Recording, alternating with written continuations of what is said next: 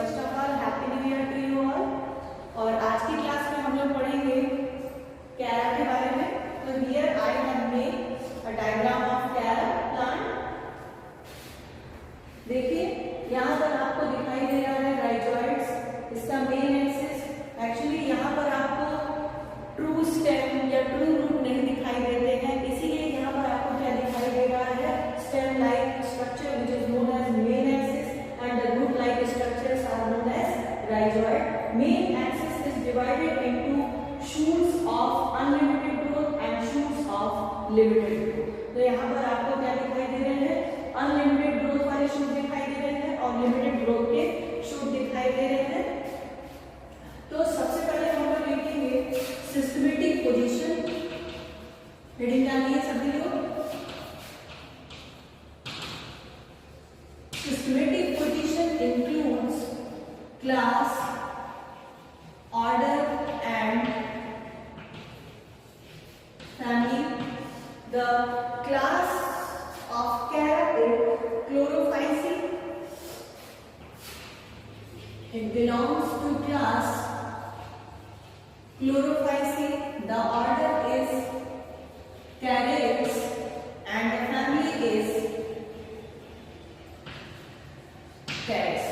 So this is the systematic position of Cara, which includes class Chlorophyceae, order Carids and family Caridaceae. Now some characters. First of all, we should know that Cara is a freshwater alga. It is a freshwater alga and it has approximately 180 species. So Cara is represented by approximately 180 species all over the world. Now, some important species which grow in alkaline water are पहला है actually it is the species of Cara baltica. Cara baltica which grows in alkaline water. ये आपको alkaline water में भी क्या करता है, आसानी से ग्रो करता है।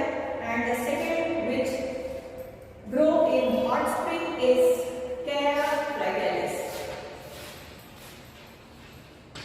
Cara fragalis easily grown in Cara fragalis easily grow in the water of hot springs. तो hot springs में ये स्पीशीज पाई जाती है Cara fragalis, और alkaline water में जो Cara की species can live is known as Cara baltica. Now Cara can also grow in heavy water. ये हैवी वाटर में भी क्या होता है, ये ग्रो कर सकता है। और जिस हैवी वाटर में ग्रो करने की वजह से इनकी जो अपर सरफेस होता है, आउटर सरफेस होता है, it is incrustated with the deposit of calcium and magnesium. तो कैल्शियम और मैग्नीशियम का क्या हो जाता है, डिपॉल्यूशन हो जाता है, जिसकी वजह से इनका जो अपर सरफेस होता है, जो आउटर बॉडी होती है, वो कैसी हो जाती है, it is just like stone की तरह हो जाती है, काफी हार्ड हो जाती है। That's why they are also known as stoneworts. तो इन्हें स्टोन वॉर्ड्स भी कहा जाता है। And these deposits, the deposits of calcium and magnesium make their body so heavy, rough and brittle. Now some Indian species की बात कर लेते हैं। Some Indian species of Cara are Cara brownie. Another species is Cara gracilis. Some other species are Cara gymnoptis.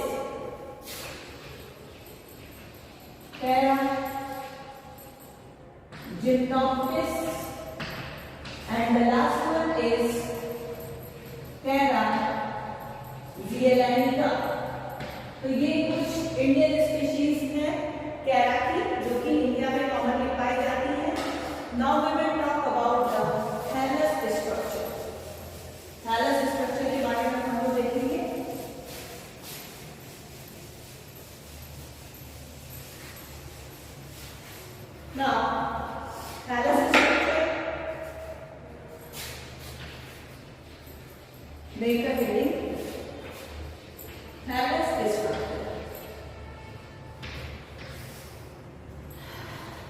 Thallus structure की अगर बात करें तो कैरा की जो प्लांट बॉडी होती है it is macroscopic.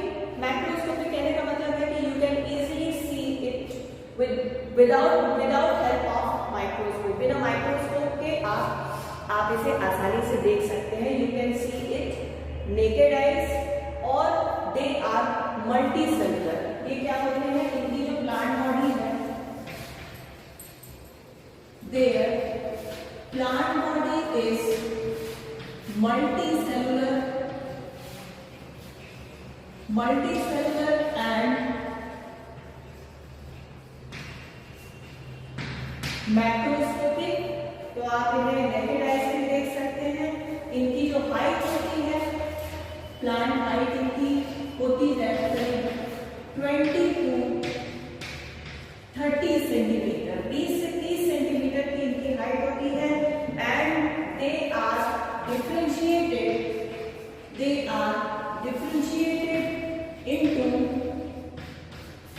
main axis and rhizoid. तो rhizoid और main axis में इनकी बॉडी जो होती है वो डिफरेंशिएटेड होती है. देखिए दिस इज मेन एक्सिस जिस पर आपको नोड और इंटरनोड्स दिखाई दे रहे हैं एंड दिस इज राइजॉइड. तो राइजॉइड और मेन एक्सिस में इनकी जो प्लांट बॉडी होती है वो क्या होती है, डिवाइडेड होती है. अब हम लोग बात करेंगे राइजॉइड की. राइजॉइड्स कैसे होते हैं? Rhizoids are generally white. किस कलर के होते हैं? व्हाइट कलर के होते हैं. And they are thread like. They are thread like multicellular and branched structure.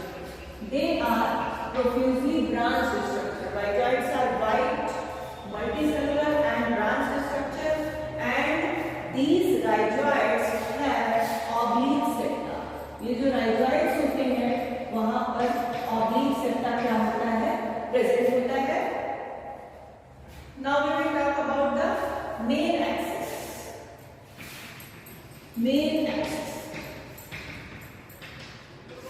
Main axis कैसा होता है? Main axis is epigeal. क्या होता है? एपीजियल. एपीजियल क्या होता है? अगर जर्मिनेशन अबव द ग्राउंड हो रहा है then this condition is known as epigeal type of germination.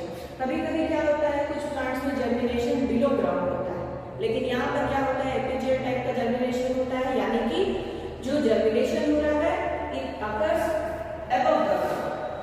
Now the main axis is long होते हैं and they are branched. कैसे होते हैं? ब्रांच होते हैं and they are divided into node and internode. Node और इंटरनोड में क्या होते हैं? डिवाइडेड होते हैं.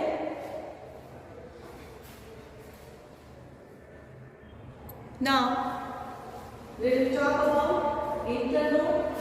नोड और इंटरनोड में डिवाइडेड होते हैं. सबसे पहले हम लोग बात करते हैं इंटरनोड की. पहले आप लोग अपना कॉन्सेप्ट क्लियर कर लीजिए नोड और इंटरनोड के बारे में. ये देखिए स्टेम का या मेन एक्सिस का वो पार्ट जहां से कोई भी स्ट्रक्चर एराइज हो, चाहे वो फ्लावर बड हो, चाहे वो ब्रांच हो, चाहे वो लीफ हो, कोई भी पार्ट हो, वहां अगर कोई भी चीज, कोई भी स्ट्रक्चर अगर मेन एक्सिस से जहां से निकल रहा है उसे हम कहते हैं नोड. तो देखिए ये नोड हो गया और ये भी नोड हो गया. यहाँ से भी क्योंकि देख लीजिए शूट्स एराइज हो रहे हैं और इन दोनों नोड के बीच का जो डिस्टेंस होता है उसे हम क्या कहते हैं? इंटरनोड कहते हैं. तो इंटरनोड की पहले हम लोग बात कर लेते हैं. इंटरनोड बना होता है इंटरनोडल सेल्स से मिलकर.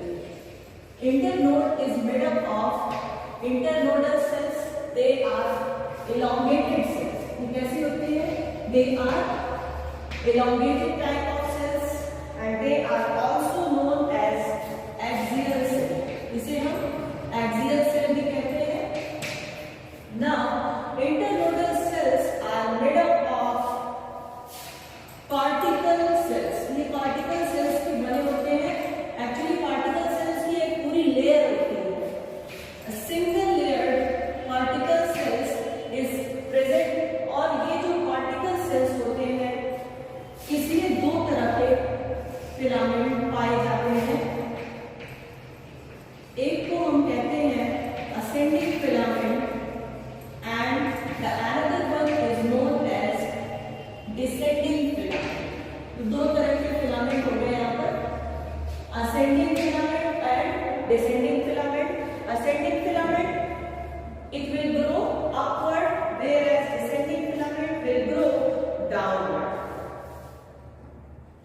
नाउ इंटरनोड की बात हो गई, अब हम लोग नोट्स पर आएंगे। नोट्स पे आपको क्या दिखाई दे रहे हैं? अपेंडेजेस दिखाई दे रहे हैं। तो अब हम अपेंडेज की बात करेंगे। हेडिंग डालिए appendages. Appendages includes 3 types of appendages arises. कौन कौन से हैं देखिए। 3 टाइप के branches of limited growth। दूसरे टाइप का जो अपेंडेज आपको दिख रहा है वो है branches of unlimited growth।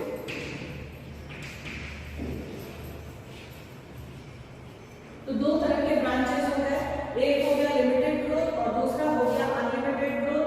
इसके बाद है स्टिप्यूलोस, लास्ट में पाया जाता है तीसरा, जिसे हम कहते हैं stipulose. Now we will discuss each type of branches and appendages one by one. Now branches of limited growth, ये देखिए दीज आर द शूट्स और ब्रांचेस ऑफ लिमिटेड ग्रोथ। इसके बारे में अब हम पढ़ेंगे। हेडिंग डालिए branches of limited growth. Actually, they arise in walls of 6 to 16, करीब 6 से 16 के घेरे में पाए जाते हैं। और ये कहाँ पाए जाते हैं? देखिए यही, ये जो अनलिमिटेड ग्रोथ वाला शूट है, इसी पर आपको बीच बीच में क्या दिखाई दे रहा है? शूट्स ऑफ लिमिटेड ग्रोथ वाले शूट्स या ब्रांचेस दिखाई दे रहे हैं। So they arises in walls of 6 to 16 present at the nodes of unlimited branches। Unlimited branches के नोड पर पाए जाते हैं, घेरे में 6 से 16 के घेरे में पाए जाते हैं। And they ceases to grow, they ceases to grow। इनकी जो ग्रोथ होती है वो क्या हो जाती है? रुक जाती है आफ्टर 5 to 15 नोड्स या इंटरनोड। यानी कि 5 से 15 नोड्स या इंटरनोड्स बनने के बाद इनकी ग्रोथ क्या हो जाती है? रुक जाती है। इसी वजह से इन्हें हम क्या कहते हैं? Branches of limited growth. क्योंकि 5 से 15 नोड्स या इंटरनोड्स बनने के बाद इनमें फर्दर कोई भी फॉर्मेशन ग्रोथ नहीं होती है। That's why they are known as branches of limited growth. They are also known as, इन्हें क्या क्या कहा जाता है? देखिए they are also known as primary laterals। They are also known as primary laterals or leaves or branches। तो ये हो गया branches of limited growth। दूसरी बात, मेन एक्सिस से अगर कंपेयर करें, so the internode of these branches are shorter than those of main axis। Main axis के जो इंटरनोड होते हैं, इनसे जो लिमिटेड ग्रोथ वाली जो ब्रांचेस हैं वहां पर अगर आप कंपेयर करेंगे तो इनका जो इंटरनोड होता है वो क्या होता है? छोटा होता है। And nodes of these branches also bear unicellular filamentous secondary laterals. यानी कि ये जो प्राइमरी लैटरल्स हैं ये सेकेंडरी लैटरल्स को बियर करते हैं। दे beer secondary laterals। Primary laterals या branch of limited growth constitute filamentous secondary laterals। और इनका जो स्ट्रक्चर होता है वो कैसा होता है? They are filamentous। कैसे होते हैं? filamentous होते हैं। And they are known as stipulose. इसे हम क्या कहते हैं?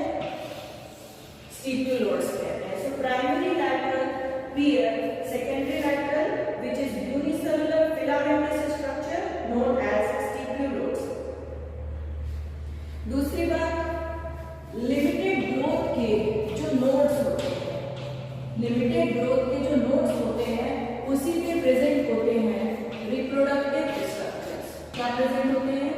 रिप्रोडक्टिव स्ट्रक्चर्स क्या होते हैं? प्रेजेंट होते हैं। तो reproductive structures are also present at the node of limited branches. Now after limited growth branches we will discuss about the branches of unlimited growth. सबसे पहले डायग्राम में देख लीजिए शूट ऑफ अनलिमिटेड ग्रोथ कहाँ है, ये देखिए जो लिमिटेड ग्रोथ वाला शूट था उसी के एक्सिल से निकला हुआ है क्या, शूट ऑफ अनलिमिटेड ग्रोथ। अब हम लोग इसके बारे में पढ़ेंगे।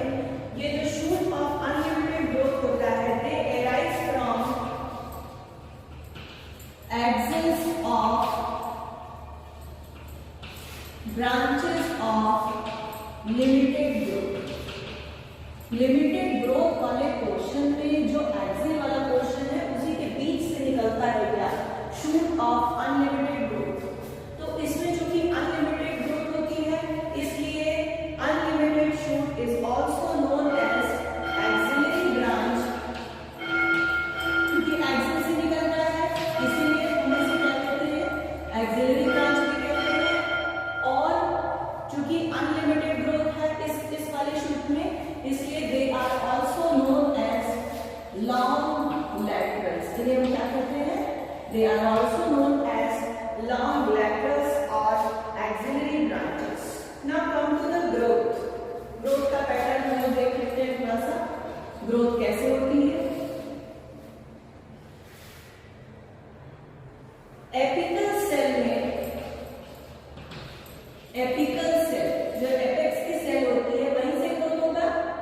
तो जो एपिकल सेल होती है उसका शेप होता है they are dome shaped structure, they are dome shaped structure. So growth starts from the apical cell and it will undergo successive transverse division. इसमें होता है successive transverse division and as a result of successive transverse division a row of dish shaped cells are formed। A row of disc shaped cells are बन जाता है, एक पूरी रो बन जाती है डिश शेप्ड सेल्स की। अब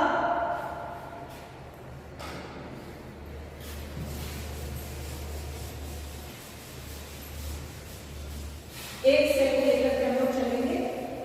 देखिए जो डिस्क शेप्ड सेल्स की जो पूरी रो बनी हुई है उस रो की हर एक सेल, ईच सेल में क्या होगा, डिवीजन होगा। और ये डिवीजन कैसा होगा, ट्रांसवर्स डिवीजन होगा। It will undergo transverse division and as a result two daughter cells are formed। क्या बन जाएंगे, दो daughter cells बन जाएंगे। ये देखिए daughter cell 1 और ये है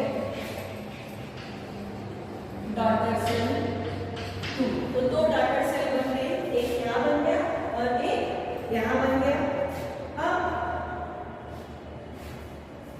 in one daughter cell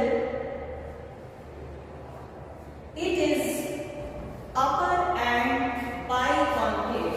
इसका स्ट्रक्चर कैसा है, ये आप ऊपर की तरफ है, अपर एंड बाइकॉन्केव। इसका स्ट्रक्चर कैसा है, ये ऊपर की तरफ जो रहेगा वो कैसा होगा, बाइकॉन्केव रहेगा and it will function as nodal initial. ये क्या बनाएगा, नोडल इनिशियल की तरह ये क्या करेगा, फंक्शन करेगा। और इसमें होंगे सो मेनी वर्टिकल डिवीजन। इसमें क्या होगा, many vertical division.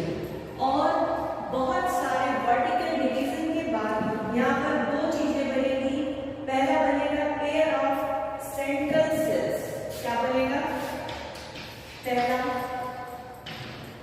Pair of central sales और दूसरा बनेगा पेरिफेरल सेल्स। क्या बनेंगी? पेरिफेरल सेल्स का फॉर्मेशन होगा। तो सेंट्रल सेल रहेगी सेंटर में और उसके चारों तरफ क्या रहेंगी? पेरिफेरल सेल्स रहेंगी। और ये जो पेरिफेरल सेल्स है ये बनाएंगी प्राइमरी लेटर। क्या बनाएंगी? दे विल फॉर्म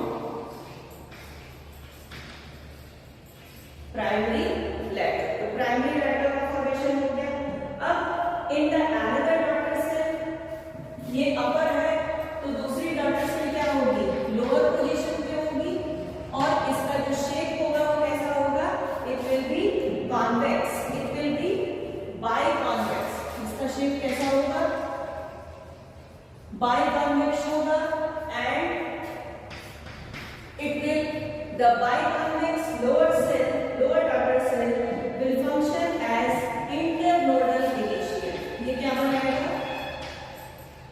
इंटरनोडल इनिशियल का फॉर्मेशन होगा। इंटरनोडल इनिशियल का फॉर्मेशन होगा और इसमें कोई भी डिवीजन नहीं होगा। यहाँ पर they will not divide, they do not divide. तो डिवीजन नहीं होगा लेकिन ये क्या होंगे? क्या होंगे? सिर्फ इसमें क्या होगा? इलॉन्गेशन होगा। Only it will elongate. ये क्या करेगा? सिर्फ इलॉन्गेट करेगा। तो ये ग्रोथ का पैटर्न हो गया। तो हम लोगों ने देखा किस तरह से नोडल इनिशियल बना और इंटरनोडल इनिशियल बना, प्राइमरी लेटर का फॉर्मेशन हुआ। तो आज की क्लास में हम लोगों ने वेजिटेटिव स्ट्रक्चर के बारे